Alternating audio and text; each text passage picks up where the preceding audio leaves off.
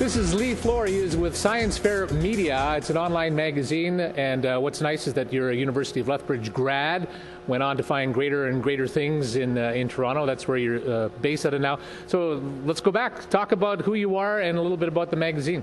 Well, Science Fair Media is actually Canada's first online science news organization, so we try to take a Canadian look at the world of science and health and technology news in a way that matters to Canadians, because a lot of the science news that's out there is coming from the US, it's coming from Britain. It's definitely not Canadian, and we're certainly not talking about the discoveries we're doing. Sure.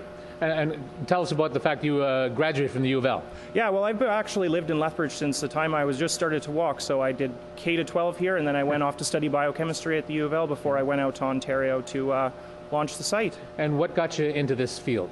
You know what, it was really one of those fields that chose me. On a happen chance, I ran across Jay Ingram after reading one of his books. I said I'm really interested in what he's doing, and it was his advice that sent me out to Ontario, out to journalism school, Daily Planet, where I mentored under him, and then off to Science Fair Media. So. And you're developing a fair bit of credibility as well. I mean, you'll get press releases that the New York Times gets as well, right? Absolutely. There isn't much that they are kept abreast of that I'm not. It might be domestic American affairs that obviously I as a Canadian am not, but there ain't much that they hear about that I don't. So you really get the chance to be part of the news cycle rather than come to me to see the reaction of the news cycle. What's also great about what you do is you sort of take the science and, if for lack of a better phrase, dummy it down a little bit to make so that people can kind of understand it? Absolutely. It's important to make it understandable and accessible, and I always try to think, everybody wants to hear the numbers, hear the stats, but they want to put it in perspective. How many ice rinks is that underneath the ground when I was talking about some of the world's oldest water? How many dollar bills does it take to get to the moon, kind of thing? You got to put that in perspective so people understand it. It makes it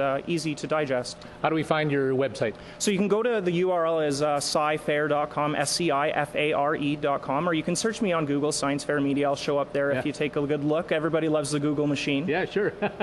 And you'll be there. Absolutely, I'll be there. Lots of stories as well for you to take a look at. For the science junkie, or not. Exactly. Check you out. Thank you so much. Absolutely. Thank you very much. It's great to talk to you.